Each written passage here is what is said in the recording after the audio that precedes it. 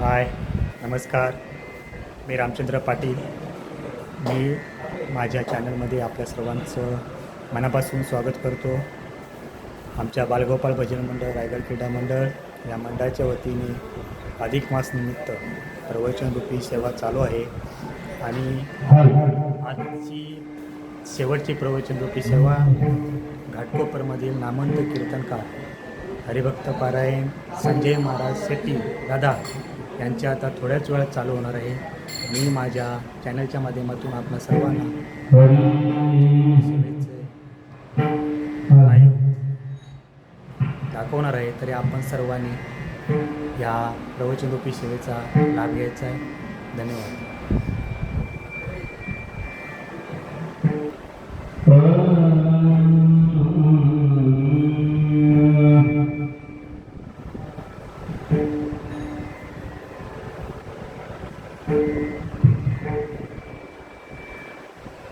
नमो सद्गुरु कृपया नामदीपा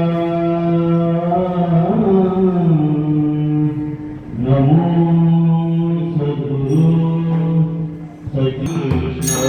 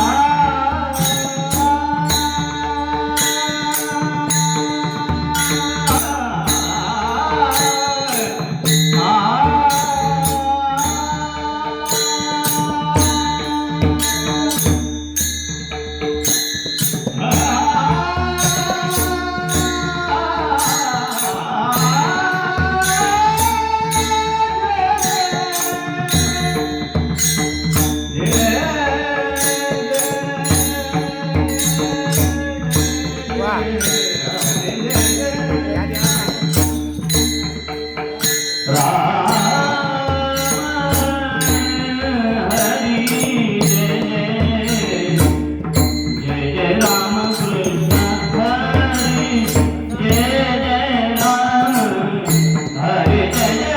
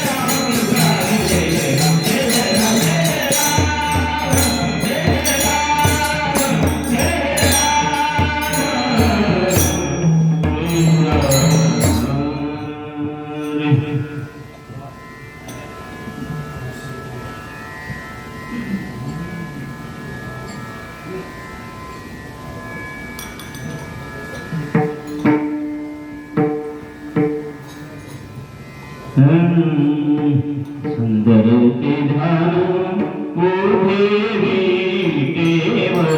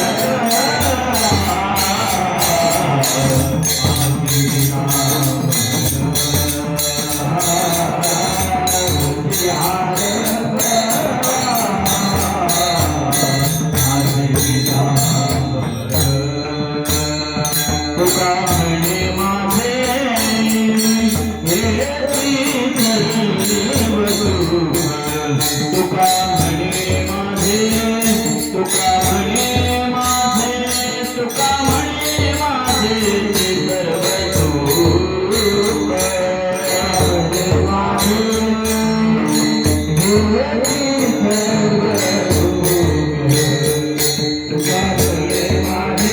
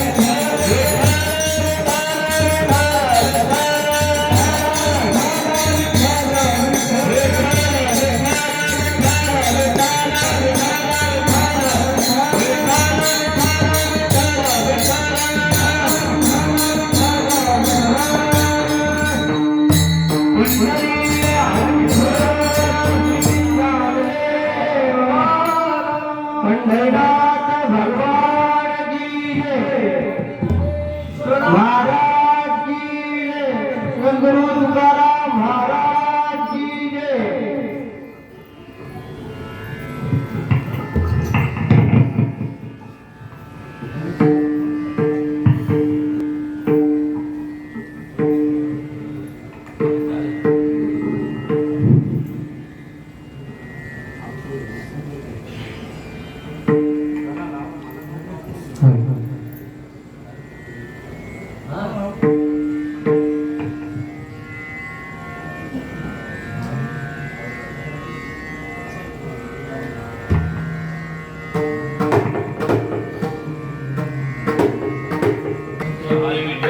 श्रीनाथदेव पंढरीनाथ भगवान की जय, ज्ञानेश्वर महाराज की जय, जगद्गुरु तुकाराम महाराज की जय, आदिनाथ भगवान की जय, सच्चिदानंद श्री हरे राम राम राम हरे हरे, हरे कृष्ण कृष्ण हरे हरे, हरे राम राम राम हरे हरे, हरे कृष्ण कृष्ण हरे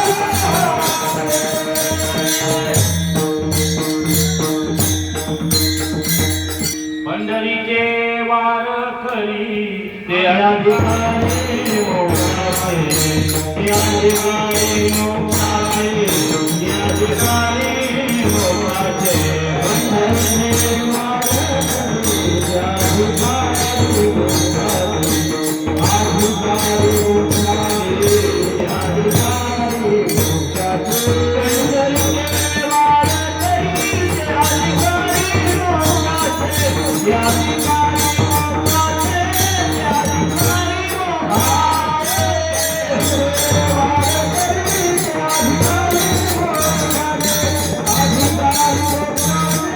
अधिकारी मोक्षाचे,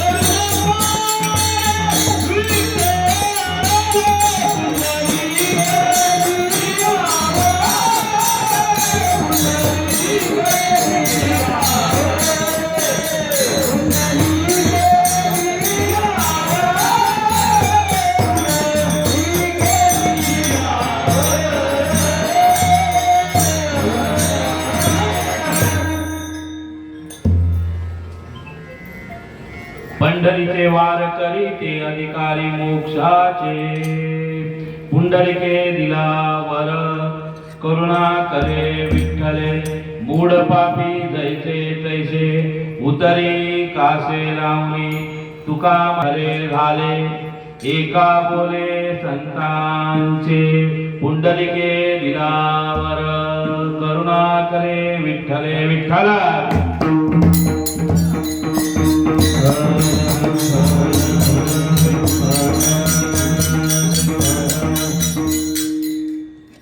प्रवचन करायला म्हणजे मला दुसरं तिसरंच प्रवचन आहे म्हणून मला ते सवय आणि आपल्याला कीर्तनाची सवय प्रवचन 1 तास कीर्तन सिनेमा आणि त्याच्या पुढे काय अखेर आपण आता आपल्याकडे वेळेचं बंधन आहे पण एक असं की प्रवचन कसं करायला सोपं म्हणजे प्रमाणाचं काय भीती नाही तुम्हाला जर लिहिलं असेल तुम्ही वही समोर ठेवू शकता असो माझ्यासाठी थोडंसं अवघड आहे पण युवराज दादा आणि पप्पू दादा अंकुश दादा हे सगळे आपले घरचे लोक आहेत आणि ते आपल्याला सांभाळून घेतात म्हणून आपल्याला वारंवार या ठिकाणी संधी प्राप्त होते सेवेकरता निवडलेला अभंग ओवी किंवा अभंग किंवा एखादा श्लोक आपण प्रवचनाकरता घेऊ शकतो आणि थोडक्यात त्याचं निरूपण करणं हा नियम आहे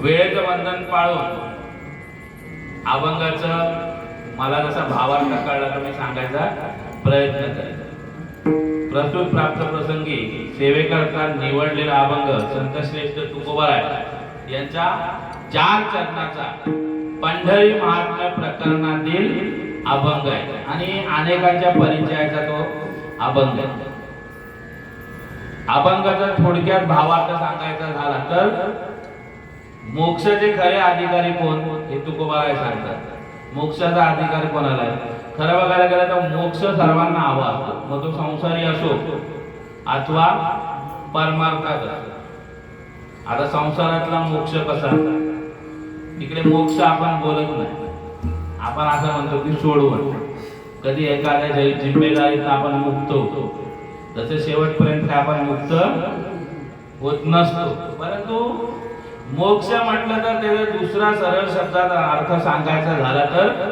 सुटका संसारातही लोकांना सुटका हवीच असते असं पण नाही की ज्याला असं वाटतं की संसार खूप चांगला झाला आणि मी मरेपर्यंत या संसारात राहिलो तरी चालेल प्रत्येकाची अशी अपेक्षा असते की एक जिम्मेदारीतून आपण मोकळे व्हावे याला संसारातले आपण मोक्ष म्हणू शकतो आणि परमार्थातली जे सर्वात शेवटची पायरी भगवंताकडे सगळे संत किंवा मुमुक्षु किंवा साधे जीव या सर्वांची अशी अपेक्षा असते की भक्तीची सर्वात शेवटची स्टेप आपल्या भगवंताची प्राप्ती झाली असेल कसं भगवंताची प्राप्ती होणे म्हणजे मोक्ष मग तुकोबाराय या ठिकाणी सांगतात आणि कुठचीही गोष्ट अधिकाराशिवाय प्राप्त होत नसते आणि अधिकाराशिवाय जर एखादी गोष्ट प्राप्त झाली तर ज्याला प्राप्त झाली त्याला त्याची किंमत नसते मग त्याचाही त्याला नुकसान होतं आणि इतरांनाही त्याचा त्रास होतो प्रत्येक गोष्ट अधिकाराशिवाय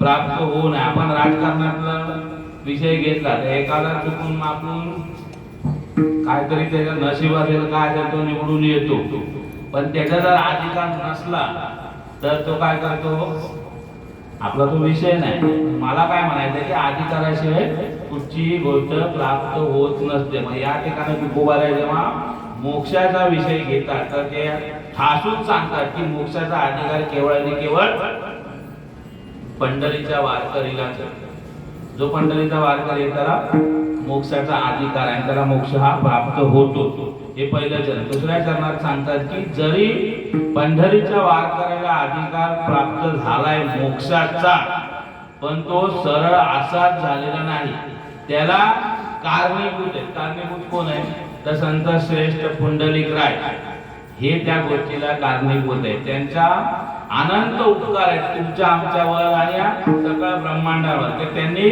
भगवंताला त्या ठिकाणी आणलं आणि आपण असं म्हणतो की आज 28 युगे लोटले तरी भगवंत त्या ठिकाणी, हे केवळ आणि केवळ पुंडलिक राय यांच्या कृपेमुळे किंवा त्यांच्या प्रयत्नांमुळे किंवा त्यांच्या आपण आता म्हणू की सौजन्यामुळे, म्हणून भगवंत त्या ठिकाणी येऊन राहिले. आणि भगवंताकडनं त्यांनी वर प्राप्त करून घेतला की जो पंढरीला येईल वारकरी त्याला मोक्ष प्राप्त व्हावा. म्हणून तुकोबाराय म्हणतात पुंडलिका दिलावर करुणा करे विठ्ठल. आणि जेव्हा भगवंताकडे पुंडलिकरायांनी मागणी केली तेव्हा भगवंताने स्वखुशीने ते मान्य केले.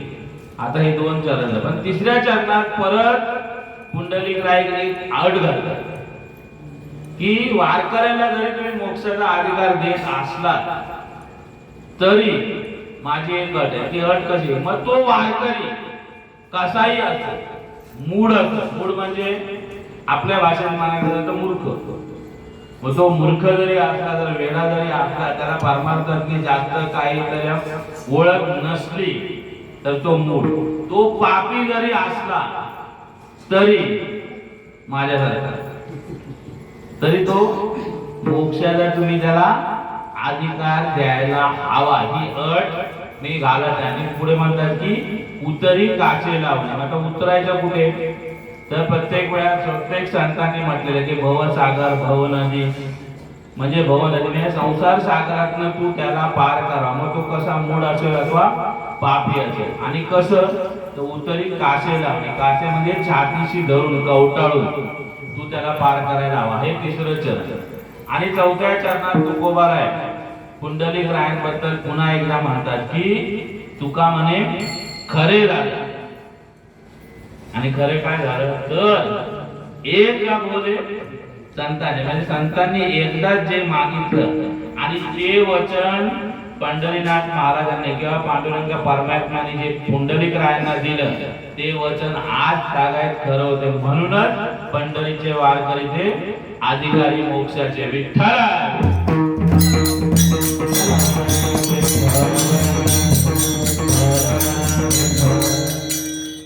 अभंगाला आपल्याला प्राप्त असलेल्या वेळेत निरूपण करायचं आहे.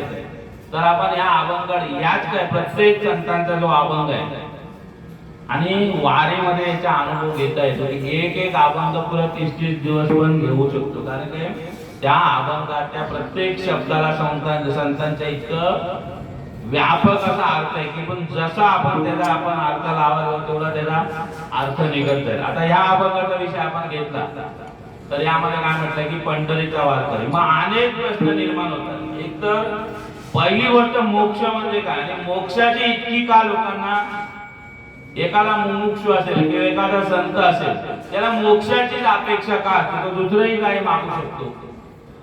जर भगवंत आपल्याला प्रसन्न झाले, भगवंताने आपल्याला सांगितलं की मला तुम्हाला काय मागायचं, तर खरे जे संत आहेत आणि ज्याला परमार्थाची आवड आहे तो मोक्षच मागतो. मग मोक्ष कशाला म्हणतात? तर मोक्ष सरळ सरळ अर्थ असा आहे पुनरपि जननम पुनरपि मरणम. किती वेळा जन्म यावे, किती वेळा व्हावे परी. 84 लक्ष योनी फिरून आल्याच्या नंतर प्राप्त होणारा मनुष्य देह किंवा मनुष्य जन्म हा कशा करता दिलेला हे आपल्याला कळत नसतं.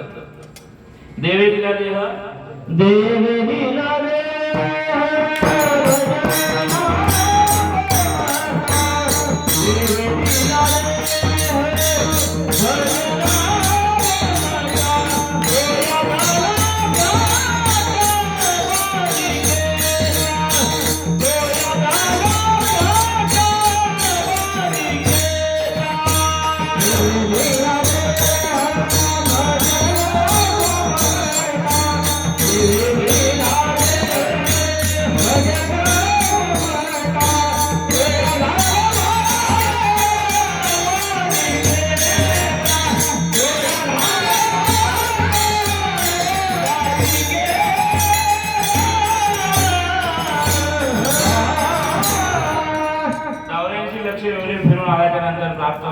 मनुष्य देह हा कशा करता दिला, तर केवळ आणि केवळ मोक्षाची प्राप्ती करून घेण्याकरता. आणि मोक्षाची प्राप्ती म्हणजे भगवंताची प्राप्ती.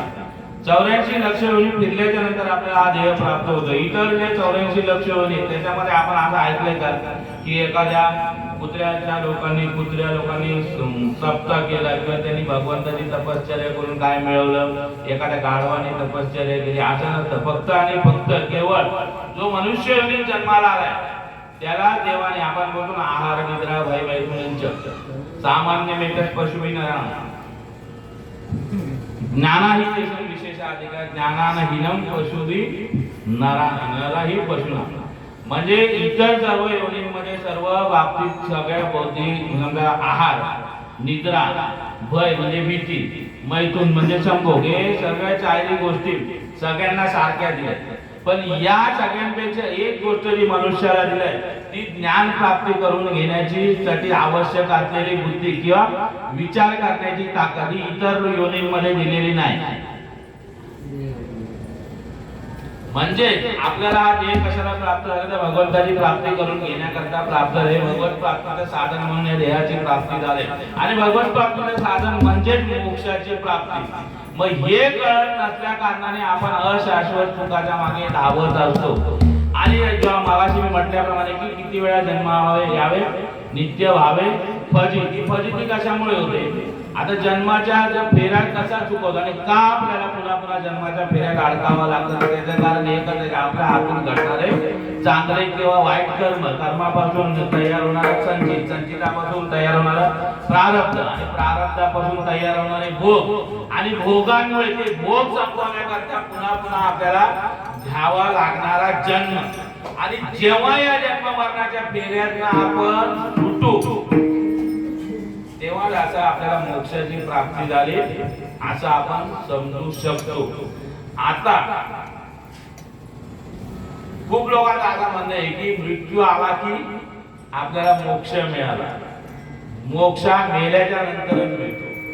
परंतु जे माऊली हरिपाठामध्ये पहिल्याच अभंगात म्हणतात की देवाचे द्वारे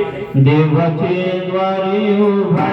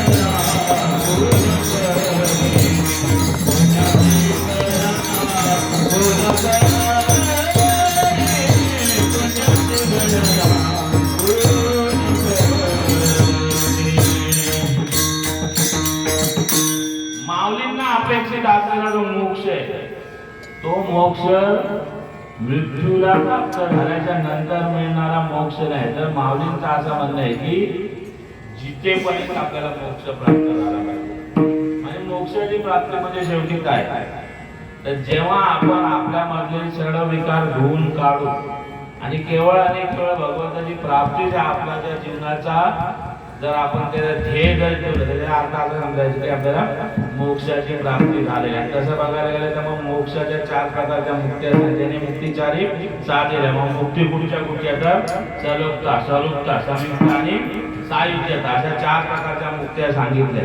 सलोकता म्हणजे ज्या लोकांना भगवंत राहतात त्या लोकांची प्राप्ती होणार, स्वरूपता म्हणजे भगवंताचं स्वरूप प्राप्त होणार, समीपता म्हणजे भगवंताच्या जवळीक प्राप्त होणं भगवंताच्या जवळ जाणं आणि सायुज्यता म्हणजे भगवंत आणि मी एकच आहे हा अद्वैत भाव भेटून जिथे अद्वैत भाव निर्माण मी आणि भगवंत एकच आम ब्रह्मास्मी अशी जी भावना आपल्याला जेव्हा निर्माण होते ती सायुज्यता होते.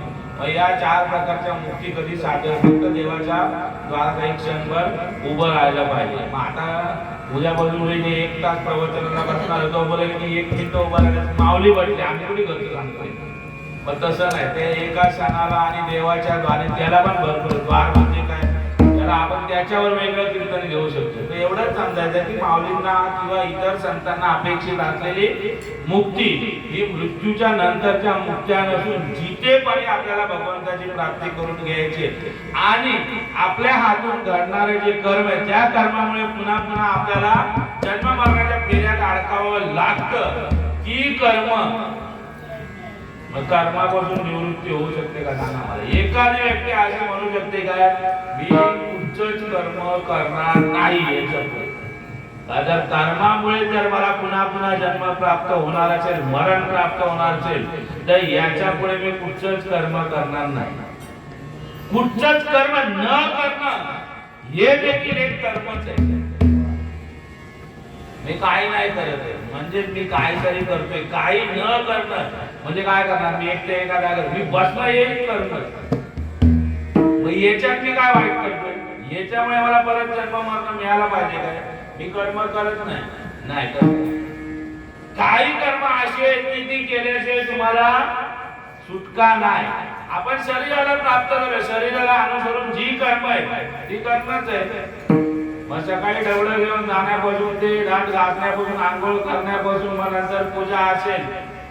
काय काय लय प्रेम येतात संध्याकाळी किशोरचं पिशवी करतात भाजी बोलून आणतील ते पण कर्म झालं.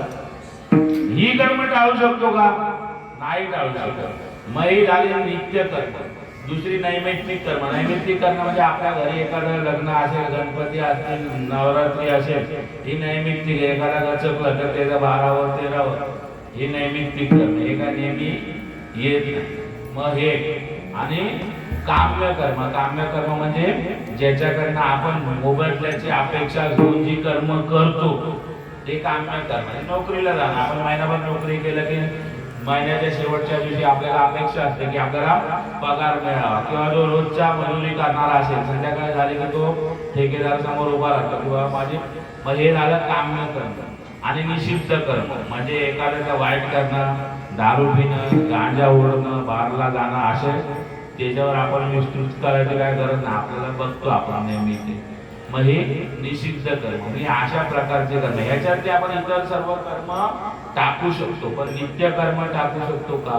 मग ते नित्य कर्म करत असताना देखील आपल्या हातनं चांगल्या वाईट गोष्टी घडत असतात आणि ज्या चांगल्या वाईट गोष्टी घडतात त्या प्रकारे चांगले आणि वाईट भोग तयार होतात. आपल्याला असं वाटतं की जन्मभर पुण्य केलंय तर चांगले भोग तयार झाले.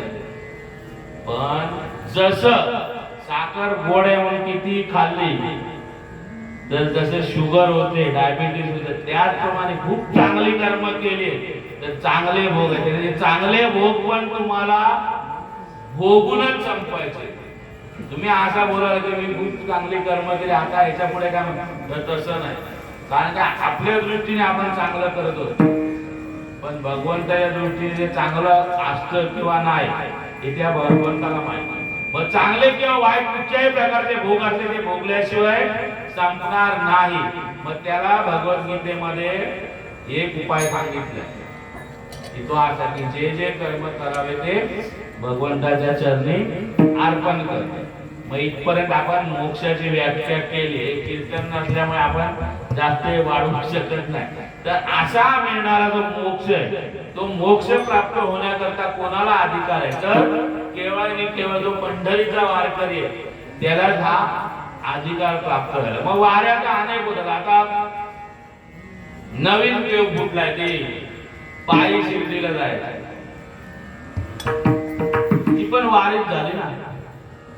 मग ती वारी मग तिथल्या वारकऱ्याला किंवा त्या पायी जाणार त्याला मोक्ष का नाही मिळत. कारण काय येताना ते गांजा उडत येत.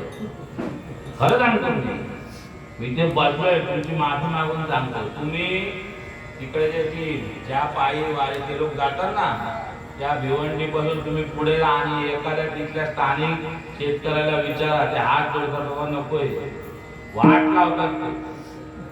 आणि आपला जो वारकरी असतो त्याला किती शिस्त असतं. चोपदाराने जे आखून दिलेले जिथे जी लाईन तिथे आखलेली, त्याच्या पलीकडे त्यांनी जावं नाही. एखाद्याने तंबाखू खाल्ली तरी त्याला रोकड तिथे दंड भरावा लागतो. अनेक नियम आहेत. आणि आपल्या ज्या वारीला, पंढरीच्या वारीला असं हे आहे की तिथे आपोआप माणसाला शिस्त असते. जे आषाढी वारीला जातात आणि जे कार्तिकी वारीला जातात, आता आम्ही जिथे उतरतो म्हणजे आमच्या मंडळाची जिथे जागा आहे, आता तिथे लग्नाचा हॉल आहे, तिथे आषाढीचे वारकरी जे आहेत ते 800 लोक आरामात राहतात. आणि कार्तिकीला गेले की 400 लोक राहताना एकमेकांची भांडणं मारामारी करतात. कारण की ते वारी करता गेलेले नसतात, ते ब्लँकेट आणि शस्त्रांच्या खरेदी करायला गेलेले असतात. म्हणजे आषाढी कार्तिकीची जे वारी करतात, पायी वारी करणारे विशेषतः, त्यांच्यासाठी हे म्हटलंय की पंढरीचा वारकरी. मग पंढरीचाच वारकरी का, तर त्याला अनेक आपण ऐका पंढरीचे महिमान किंवा ऐका पंढरीचे महिमा.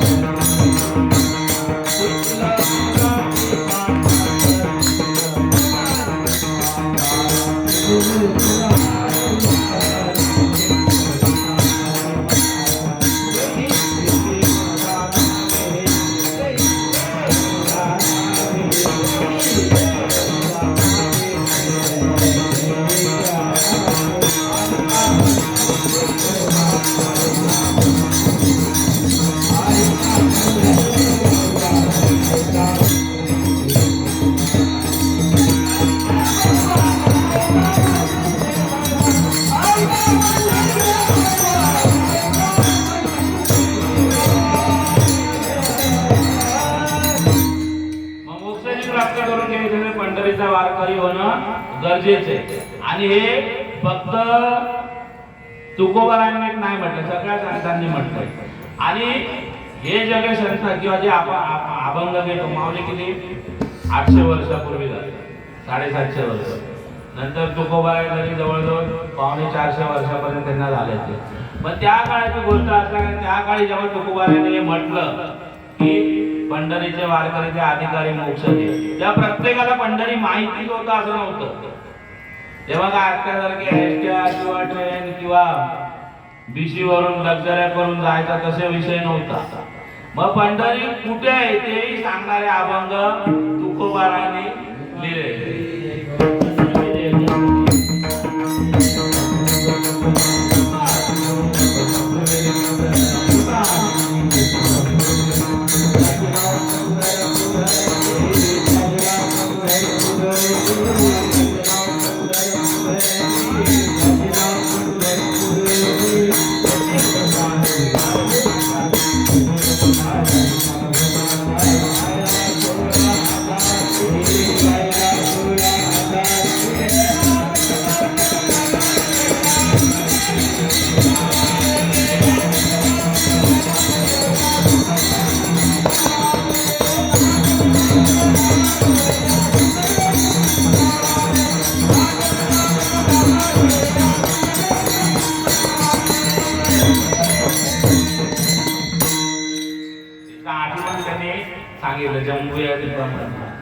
तिथपासून ती सुरुवात आहे. म्हणजे तुकोबाराने किंवा सर्व संतांनी नीटचा पत्ता दिलाय. तुम्हाला पंढरीचे वारकरी व्हायला आम्ही सांगतो, पण पंढरी कुठे आहे ते पंढरीच्या डिटेल मध्ये त्यांनी ऍड्रेस दिलाय.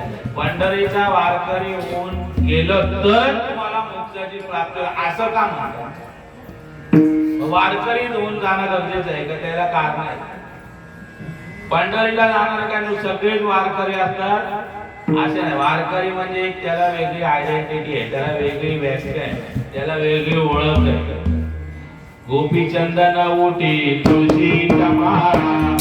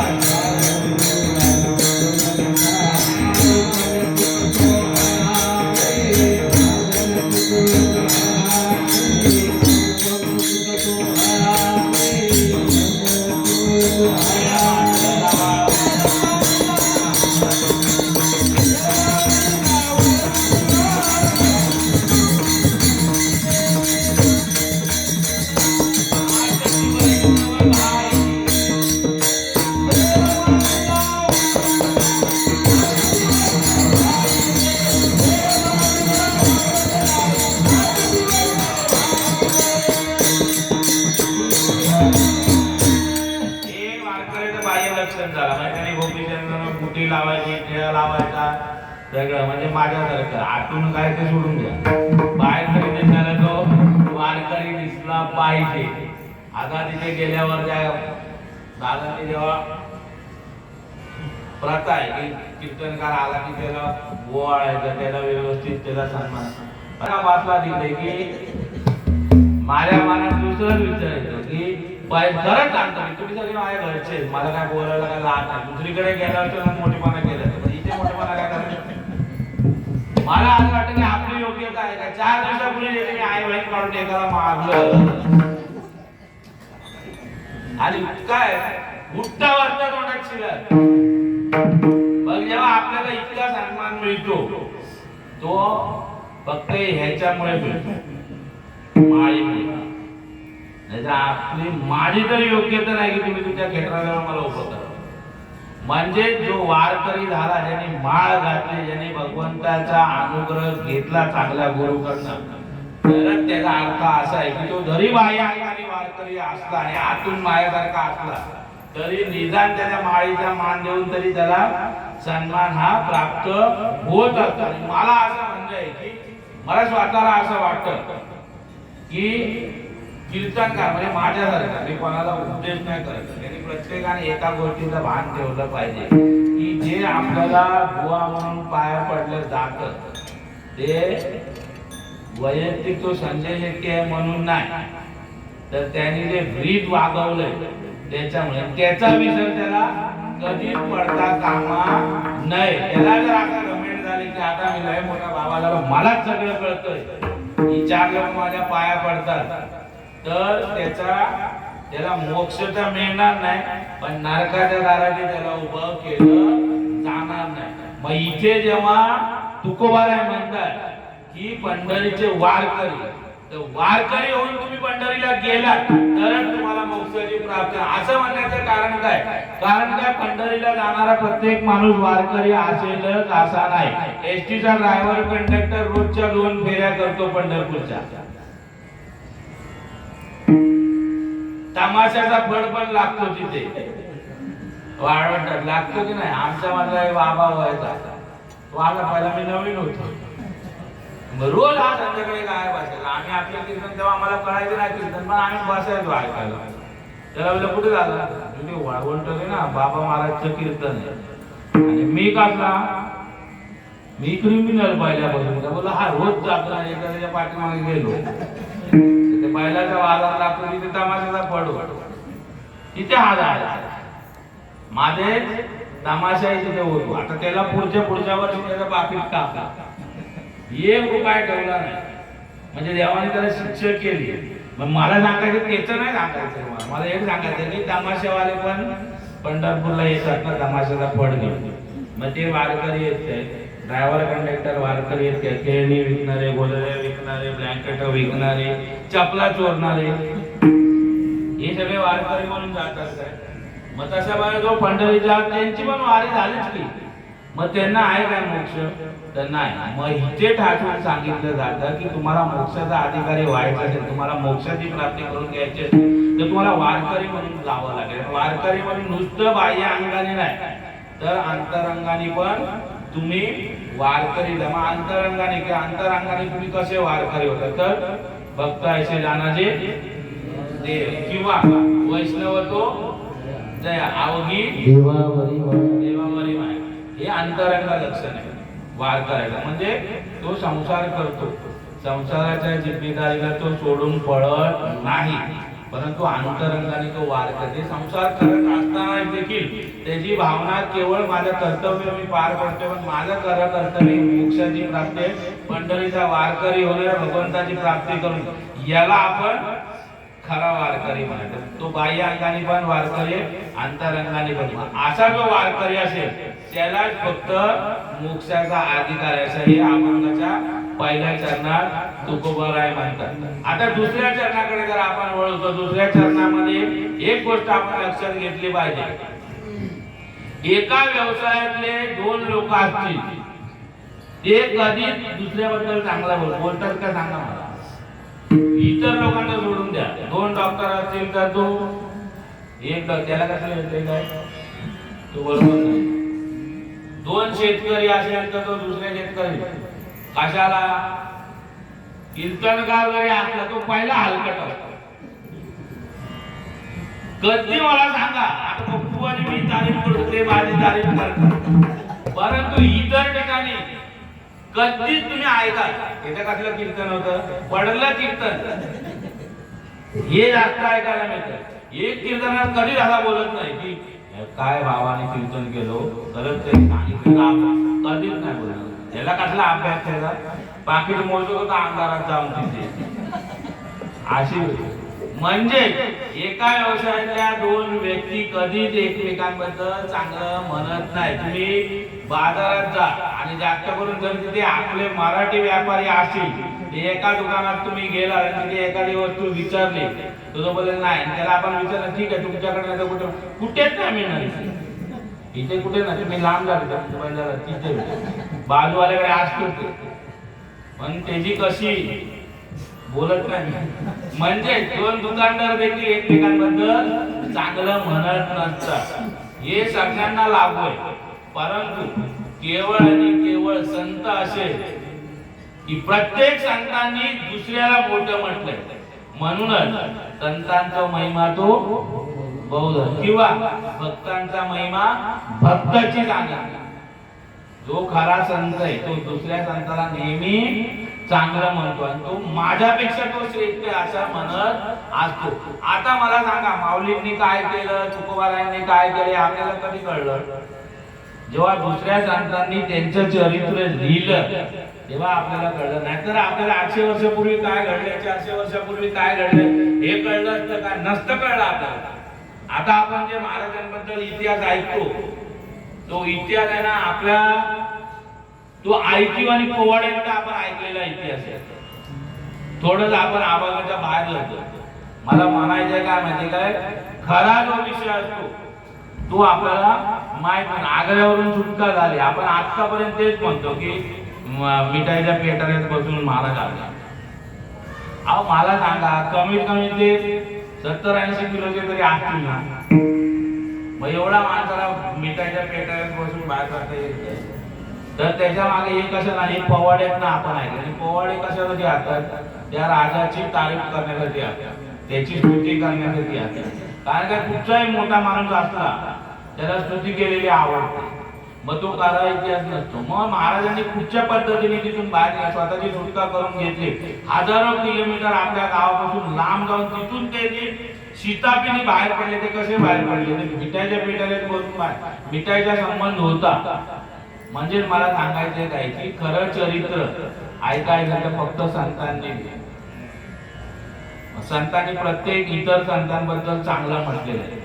म्हणजे पंढरीचे वारकरी के अधिकारी मोक्षाचे हे कोणामुळे झालं हे तुकोबाराय सांगतात. हे नुसतं त्या संतांमुळे की वारकरी झाल्यामुळे नाही तर पुंडलिक रायामुळे आपल्याला ही मोक्षाची प्राप्ती होणार आहे. पुंडलिक रायांबद्दल तुकोबाराय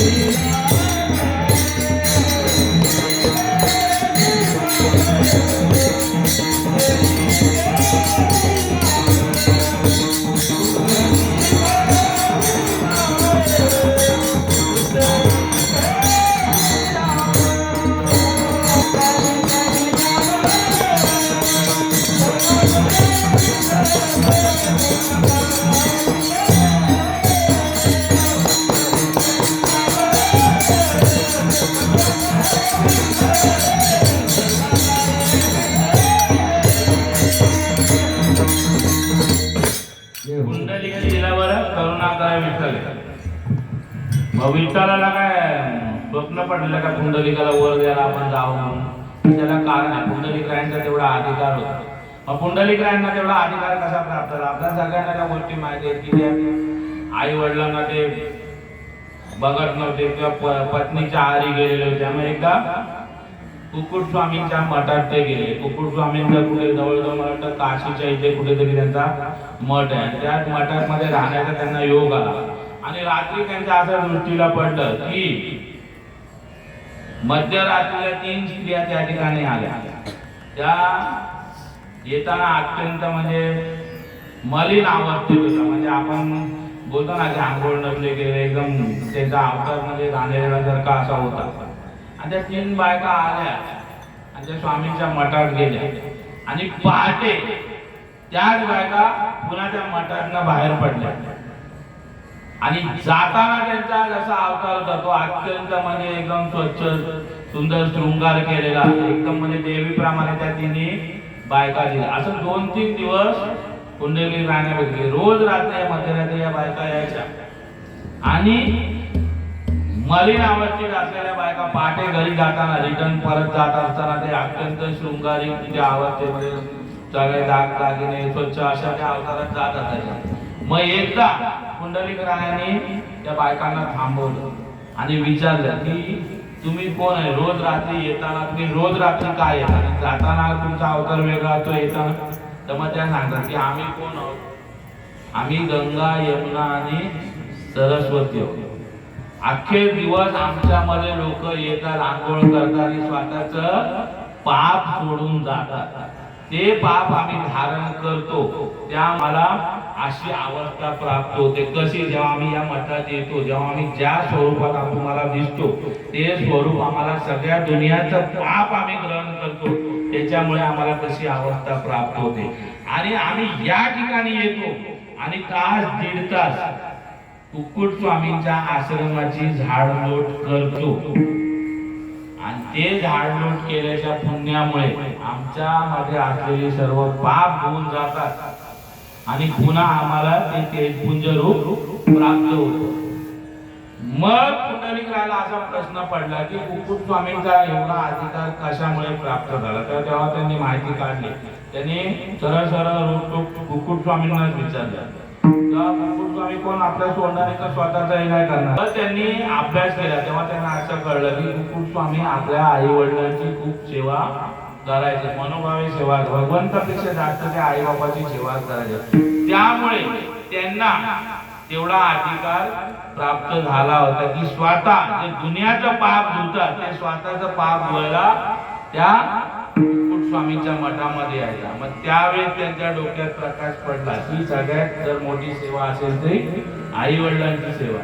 आणि आई वडिलांची सेवा प्राप्त केल्यामुळे जर कुक्कुट स्वामींना इतका अधिकार प्राप्त होणार असेल तर मी याच्या पुढे आई वडिलांची सेवा करेन. मग पुंडलिक राय पुन्हा पंढरपुरात आले आणि त्यांनी आपल्या आई वडिलांची सेवा केली. आणि सगळ्यांना पुढची कथा माहिती आहे की भगवंत त्या ठिकाणी भगवंताला थांबायला सांगितलं, मग ती वीड दिली. आणि नुसतं तेवढ्या वेळा पुरतं नाही तर भगवंताकडनं त्यांनी वचन घेतलं की आज जसं तुझ्या पंढरपुरात आलास आणि माझ्याकरता थांबलास तर यापुढे तू इथून जायचं नाही. म्हणून आपण म्हणतो की युगे 28. मग त्या आई वडिलांची सेवा केल्यामुळे पुंडलिक रायांना तेवढा अधिकार प्राप्त झाला. केवढा अधिकार प्राप्त झाला? आता देखील आपण कीर्तनामध्ये किंवा प्रत्येक गोष्टीत 10 वेळा तरी आपण म्हणतो पुंडलिक वरचा हरी विठ्ठल. हा गजर केव्हापासून सुरू झाला? कोणाकडे तारीख लिहिलेली आहे का? बाबा अमुक अमुक दिवशी अमुक अमुक वारे अमुक अमुक ठिकाणी. तर याचा अर्थ असा आहे की पुंडलिक रायाचा तेवढा अधिकार होता की माऊलींनी देखील त्यांच्या नावाचा गजर केला, विठ्ठला.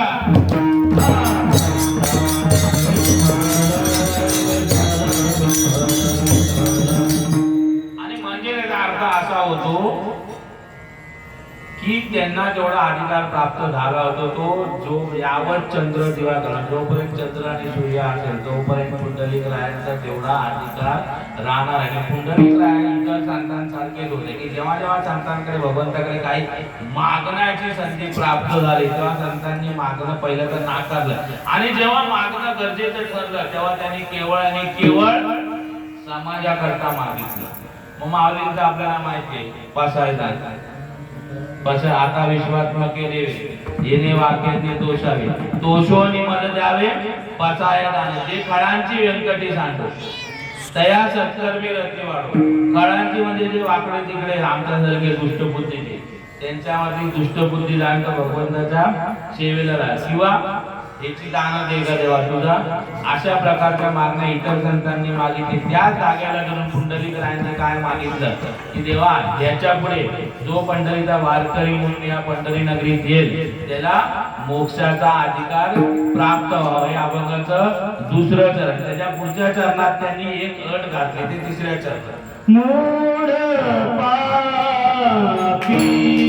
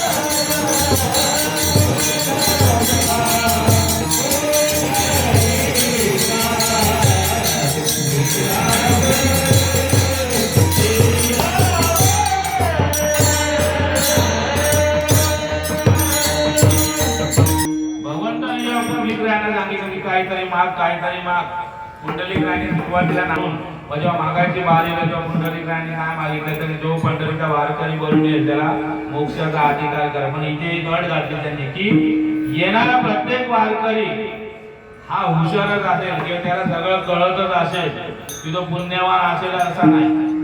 कशाही प्रकारचा वारकरी असेल तर त्याला गोड पापी जैसे तैसे तो कसाही असला तरी तुला त्याला छातीला धरून ही भव नदी पार करायला तुला अगत्याचं राहील ही माझी अट आहे. मग इथे जर आपल्याला दाखला द्यायचा झाला तर भगवंताने त्यांचं मागणं मान्य केलेलं आहे. तसं मूळ आणि पापी जैसे तैसे. मग मूळ कोण आपण उदाहरण बघायला गेलं मूळ म्हणजे मूर्ख. मग मूर्खाचं उदाहरण द्यायचं झालं तर आता कालिदास सगळ्यांना माहिती आहे. आज कालिदासांचं आपण जे कालिदासांचे ग्रंथ आज युनिव्हर्सिटीमध्ये शिक्षणामध्ये पण ते PhD केली जाते. पण ते कालिदास कसे होते मूढ होते. त्यांना पहिली बुद्धी नव्हती मूर्ख होते तरी त्यांचा उद्धार झाला की नाही. भगवंताची प्राप्ती करून घेतली त्यांचा उद्धार झाला. पापी मग पाप्याचं उदाहरण झालं तर वाल्या कोळी. वाल्याचा वाल्मिक झाला आणि काय झालं की तो त्यांनी जसं म्हणे त्याला भगवंताला वागावं लागलं. केले रामायण रामायण हे पापी होते. पापी असताना देखील त्यांचा उद्धार झाला. केवळ आणि केवळ भगवंताच्या प्राप्तीची त्यांनी इच्छा बाळगली किंवा नामाचा त्यांनी कास धरले म्हणून भगवंताने त्यांचा उद्धार केला. सगळ्यांच्या परिचयाचं उदाहरण तुमचं अजामिळाचं. जन्मभर त्यांनी पाप केलं, 80 वर्षाचा होईपर्यंत त्यांनी पाप केलं, पण तरी पण त्याचा उद्धार झाला भगवंताचं फक्त नामस्मरण केल्यामुळे. म्हणजे मूळ पापी. आता जैसे तैसे कोणाला म्हणाल तुम्ही? जैसे तैसे म्हणजे जैसे तैसे म्हणजे जे म्हणून या ठिकाणी जन्माला आलेले म्हणजे दगड माती असेल प्राणी असेल प्रत्येकाचा उद्धार हा झालाच पाहिजे. मग आपण बोलतो की वानर एक ठिकाणी मन आहे की सकाळी बोलतात माकडाचं नाव पण घेऊ नये, म्हणजे माकडांचा पण उद्धार भगवंतांनी केला की नाही? झाला माकड.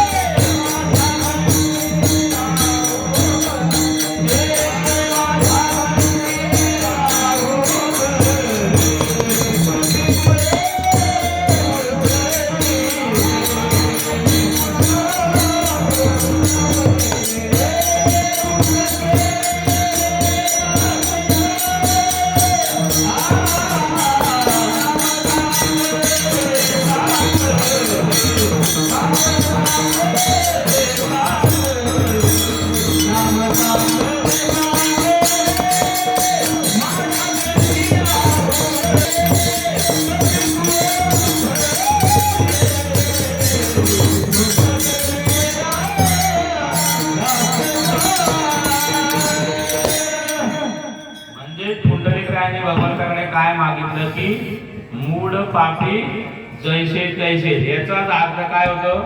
येथे सकळाशी आहे अधिकार किंवा यारे यारे लहान थोर आम्हाला आवडत यारे यारे लहान थोर यारे यारे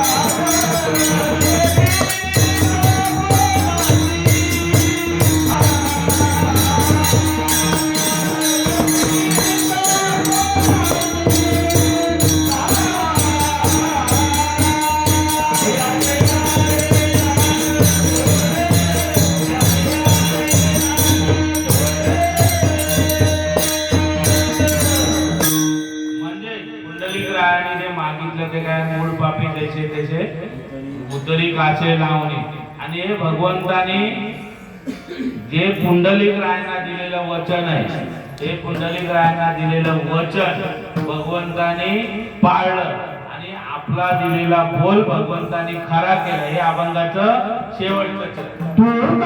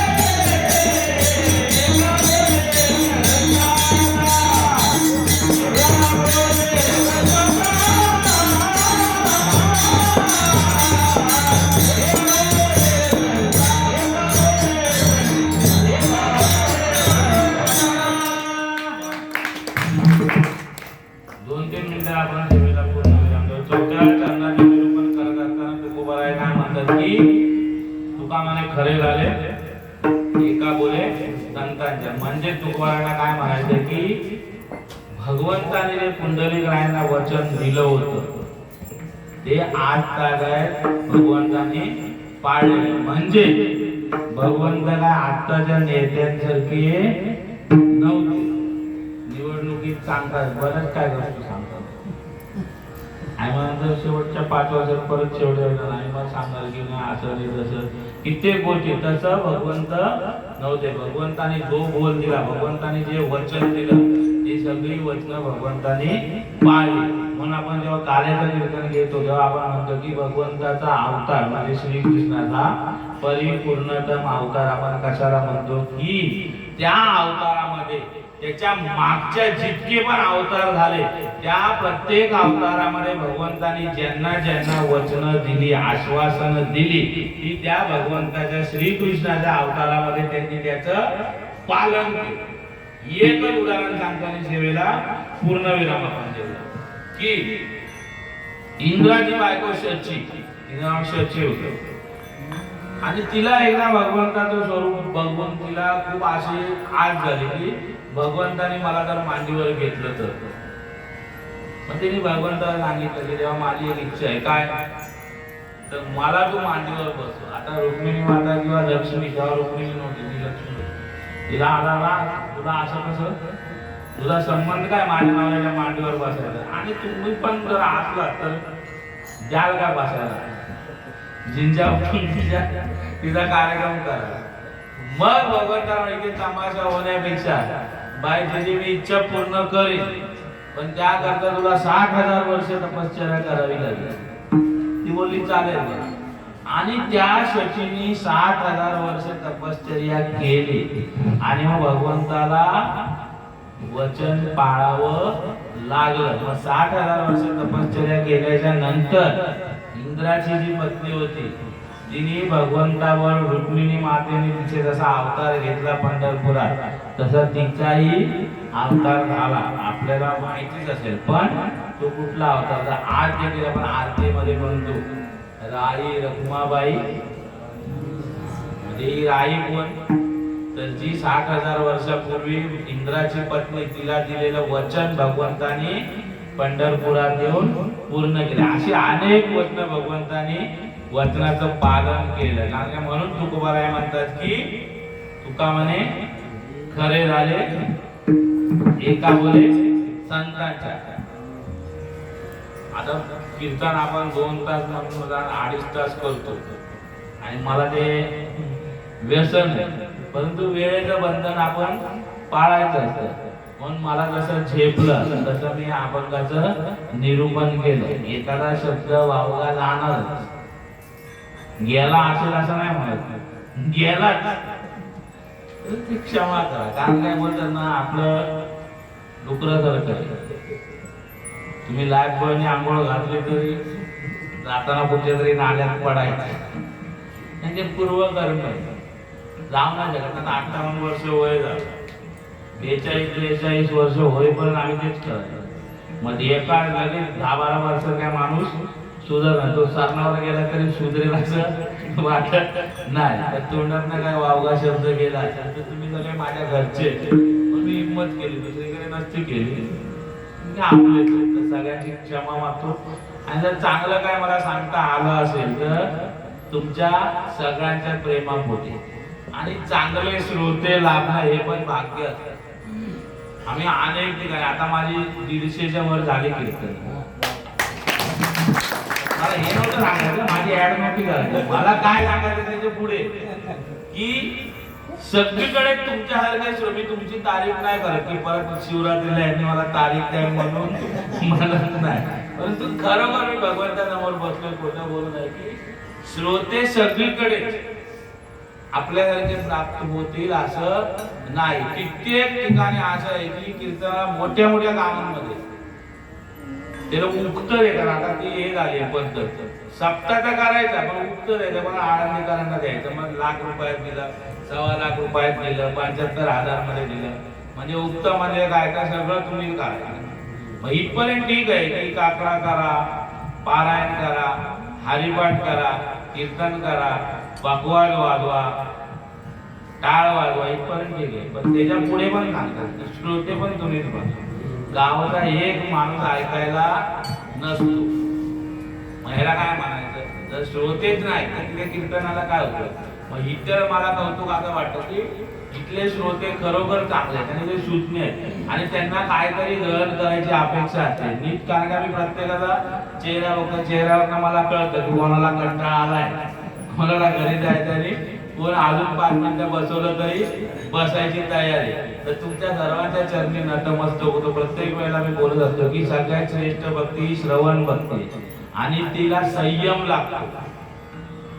नाहीतर खूप ठिकाणी मी बघितलंय की संयम नसतो, ऐकायला बसणार भाषण तो, पण त्याचा हात कुठे जाते, सतरंजी कशी फाडायची तो गप बसत नाही. सर एकदा ह्यावर एकदा त्यावर बसल्या बसल्या त्या सतरंजीच्या काड्या काढायच्या. मग तसं आपल्याकडे नाही. आपल्याकडे एकदा मांडी घालून बसलेला श्रोता आहे. मी आतापर्यंत तुमचं खरंच कौतुक करतो की एकाने मांडी देखील बदललेली नाही. मग तुमच्या सर्वांच्या चरणी नतमस्तक होतो. मला ज्यांनी या मार्गाला आणला माझे सद्गुरू महादेव बाबा मोरे, आणि सुरुवातीपासून जेव्हा मला काही येत नव्हतं, आता येतं असं नाही. म्हणजे तुम्हाला असं वाटेल की बाबा स्वतःची बरोबर करून घेतो, तसं नाही. आताही काही येत नाही, पण ज्या काळात मी एकदम नवीन होतो त्या काळी पण मला या ठिकाणी संधी मिळाली. आणि जेव्हा संधी मिळते तेव्हाच त्याचा उत्कर्ष होतो. जर संधीच कोणी दिली नाही तर तो पुढे जाऊन थोडी अभ्यास करणार आहे. तर मला वारंवार या ठिकाणी तुम्ही लोकांनी, विशेष करून युवराज दादा असतील, आता मनोहर पवार ते नाही ते पप्पू दादाने मला माझ्यापेक्षा वयाने भरपूर लहान आहे, अंकुश आहे, हे लोकांनी मला प्रत्येक वेळेला एक एक मुद्दा सांगितला की दादा सगळं चांगलं होतं पण हे एवढं केलं तर आणखी चांगलं. आणि मी त्यांनी जे म्हटलं त्याचं मी पालन केलं. आणि मला असं वाटतं की मी आता निदान 2 तास त्या ठिकाणी टिकणं एवढं तरी बोलतो. मी चांगलं बोलतो का वाईट बोलतो हा विषय नाही, कीर्तन पडतं का उठतं हा विषय नाही. एवढंच आहे की सद्गुरूच्या कृपेने असं आहे की मी पाकिट उघडून बघत नाही, एवढी एक चांगली बुद्धी आहे मला. ती भगवंतामुळे तुमच्यासारख्यांच्या संगतीमुळे प्राप्त आहे. माझी अपेक्षा नसते की मला काय मिळा, मला फक्त संधी हवी असते, म्हणजे ते मी मागून घेतो की नाही मला आहे काय छान. मग त्यासाठी पदार्थ घालून जायला लागत दादाला माहिती. मग तुमच्यासारख्यांनी मला संधी दिली, मग मला इथे बोलता आलं. आज या ठिकाणी पण या पवित्र अशा पुरुषोत्तम मासानिमित्त एकच सांगतो की तुम्हाला आपल्याला माहिती असं मी सांगतो, ते पहिलं सांगणार होतो पण ते मी विसरून गेलो. आता आपण हा अधिक मास काय येतो एवढंच सांगतो. आपण परमार्थाच्या दृष्टीने बघतो, धार्मिक बाजू त्याची बघतो. अधिक मास हा पुरुषोत्तम मास आपण म्हणतो, परंतु याला ही दुसरी बाजू आहे, शास्त्राची बाजू. ती कशाला मी तुम्हाला सांगतो आणि सांगतो. हे का मी सांगतो, कारण काय आपल्याला सगळ्या गोष्टी माहीत असल्या पाहिजे. तर प्रत्येक वेळी सूर्योदय त्याच वेळेला होईल असं नाही. सूर्योदय आणि सूर्यास्त त्याच्यामध्ये नेहमी फरक पडत असतो. आणि चंद्रवर्ष आणि सौर वर्ष म्हणजे त्याच्यामध्ये फरक आहे. कसा फरक आहे, आपलं चंद्राचं वर्ष आहे ते 354 दिवसाचं आहे आणि सौर वर्ष आहे सूर्याचं ते 365 दिवसाचे. 11 दिवसाचा फरक पडतो. 3 वर्षात 11 11 11 किती होतात, 33 होतं. मग हा 1 महिन्याचा फरक भरून काढायसाठी ज्यांनी पंचांगाची रचना केली त्यांनी अधिक मासाची रचना त्या ठिकाणी केली. म्हणून बघा गणपती किंवा आपले प्रत्येक सण त्याच पिरियड मध्ये येतात. गणपती नेहमी किंवा आपण गणपती न म्हणता श्रावण आणि भाद्रपद नेहमी ऑगस्ट किंवा सप्टेंबरलाच येतो. डिसेंबरला कधी आलाय काय, का नाही येत, तर या अधिक मासाची रचना त्याकरता करण्यात आली. त्याच्यामध्ये शास्त्रीय दृष्टिकोन आहे. जो 33 दिवसाचा भाग भरून काढण्याकरता दर 3 वर्षांनी आपण एक अधिक मास आणतो, हे शास्त्रकारांनी केलेले. म्हणून बघा आता मुसलमानांचा जे रमजान असतो तो मी लहान असताना मी बघितलंय की तो थंडीच्या महिन्यात आलेला गणपतीमध्ये यायचा आणि आता तो मागे मागे मागे चलत. पण त्या लोकांनी शास्त्राचं पालन केलं नाही. पण आपल्याला जगाशी जुळवून घ्यायचं होतं. त्या काळात हजारो वर्षापूर्वी ज्यांनी पंचांगाची रचना केली त्यांनी अधिक मास केलं. मग अधिक मासाला मग धार्मिक स्वरूप दिलं, कारण का जिथे पण धर्म आला की थोडं माणूस सावध होतो. एखाद्या ठिकाणी थुकवू नये लोकांना, असं तिथे देवाची टाळ लावतात की नाही सांगा मला. जिथे इथे थुकू नये असं लिहिलं तिथे मुद्दा म्हणून जाऊन लोक थुकतात. मग तिथे शहाण्या लोकांनी काय केलं, तिथे ते धुवून तिथे एखादी देवाची टाळ किंवा देवाचा फोटो लावला तर जिथे देव आणि धर्म आला तिथे माणूस थोडं तरी लाजे काजरे तरी नीट वागतो. मग या अधिक मासाला पुरुषोत्तम मास म्हणून धार्मिक स्वरूप दिलं, त्याला परमार्थाशी जोडण्यात आलं. हे मला सांगायचं होतं. हे म्हणजे हे महत्वाचं आहे. पूर्ण कीर्तन नाही लक्षात तरी चालेल, पण हे लक्षात ठेवा की आपल्याला जर एखाद्याने विचारलं की पुरुषोत्तम मास किंवा अधिक मास म्हणजे काय, तर शास्त्राने आपण सांगायचं. धर्माच्या आपण रोज 12 महिने देवाची पूजा करत असतो. हे सांगून मी सेवेला पूर्ण विराम देतो.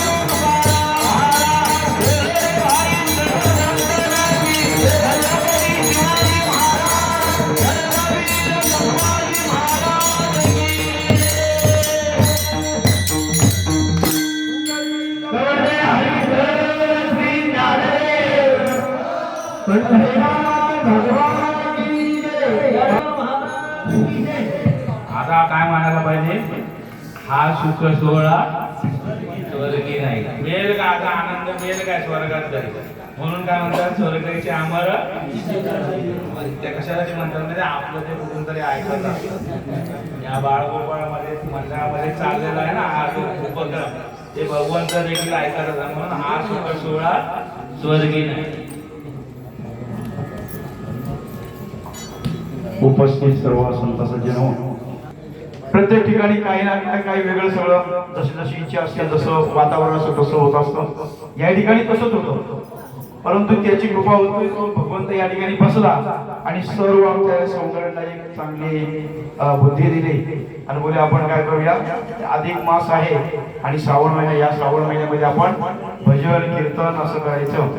आणि मग श्रावण महिन्यामध्ये हे लावायचं, ग्रंथ लावायचा. आम्ही ग्रंथ लावायचं तर काय ठराविक लोक यायचे होतं. पहिले सुरुवातीला जास्त यायचे होतं, नंतर मग असते कमी होत जायचं. कारण वाचणारा वाचत जायचा, बाकीचे लोक घेत जायचे.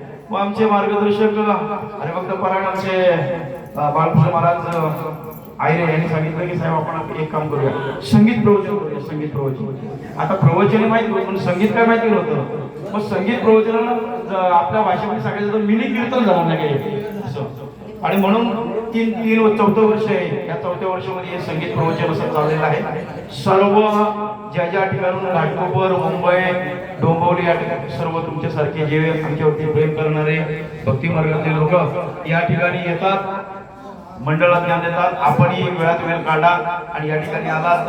आता या झोपडपट्टीमध्ये राहणारे सर्व गरीब जनता आहे. आम्ही तुम्हाला काय देणार, पण भगवंताकडे एकच प्रार्थना करतो की भगवंता, जे आम्हाला या ठिकाणी तुझ्या चरणाजवळ येतात, ज्ञानदान देतात आणि आशीर्वाद देतात, आमची तुमच्याजवळ प्रार्थना आहे की आमच्या दादांना जे त्यांच्या याच्यामधून काय उणीव राहत असेल, त्यांच्या हाताने त्यांच्या वाणीतून जेवढी उत्तराची सेवा घडत राहो अशी तुझ्या चरणी प्रार्थना करतो. उरलेलं आयुष्य त्यांचं तुझ्या चरणाजवळ जातो ही मागणी करतो. आणि या कीर्तनासाठी, आपल्या या संगीत प्रवचनासाठी उपस्थित असणारे वेळात वेळ, अमूल्य वेळ सगळ्याकडून त्यांची मागणी असते.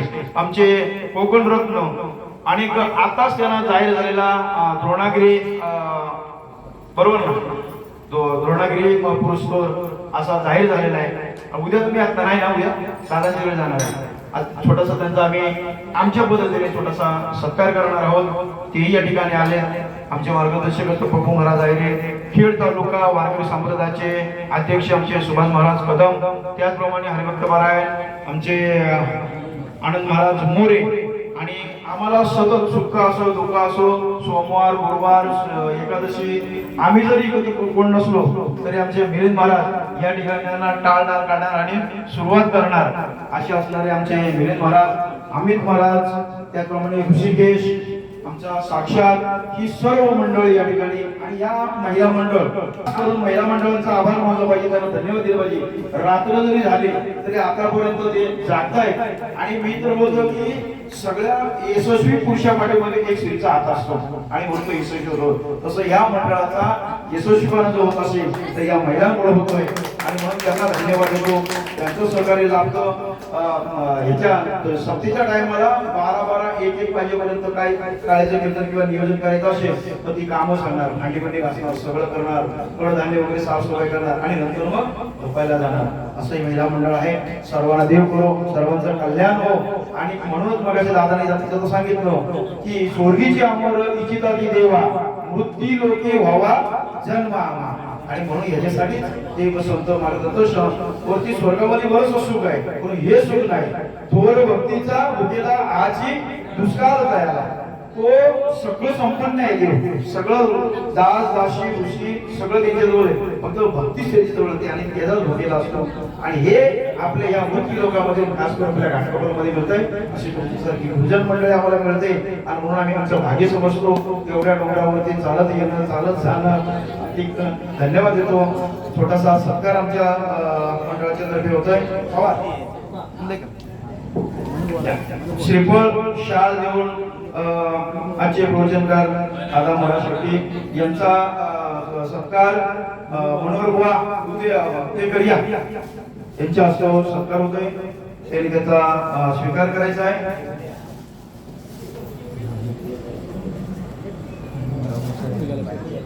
होय का? वा वा वा.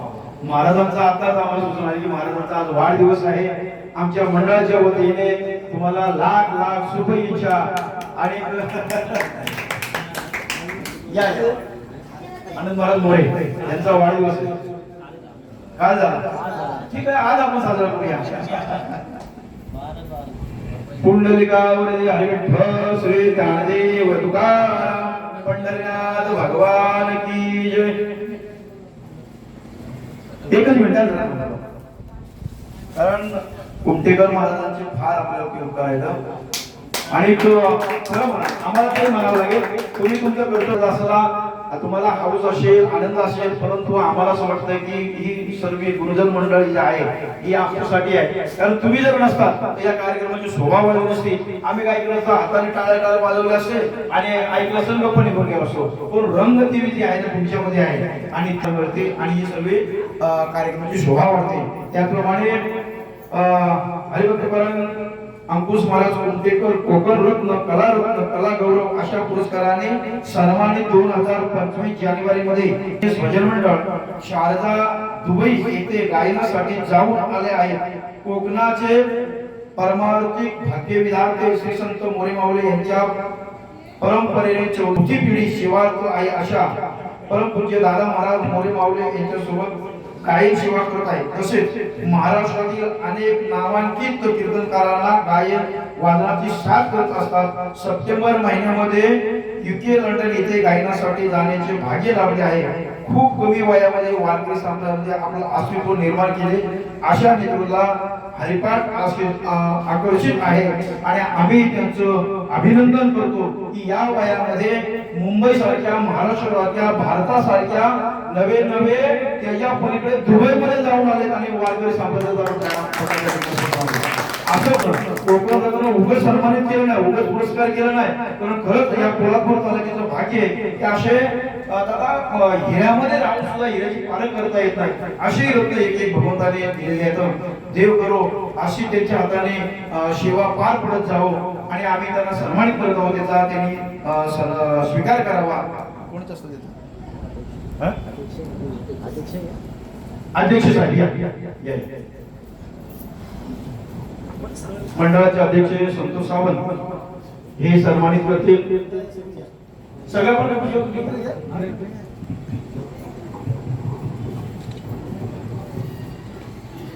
एकच मिनिटात राहतो. उद्याचा फक्त कार्यक्रम सांगायचा. पुंडलिकावरती हरी विठ्ठल श्री ज्ञानदेव तुकाराम पंढरीनाथ भगवान की जय. उद्या या ठिकाणी हरिपाठ होणार आहे. हरिपाठ झाल्याच्या नंतर भोजन होणार आहे. भोजन झाल्याच्या नंतर पुन्हा हरिकीर्तन होणार आहे. ते कीर्तनकार आपल्या मंडळाचे मार्गदर्शक हरिभक्तपरायण बाळकृष्ण महाराज आयरे यांचं कीर्तन या सर्वांनी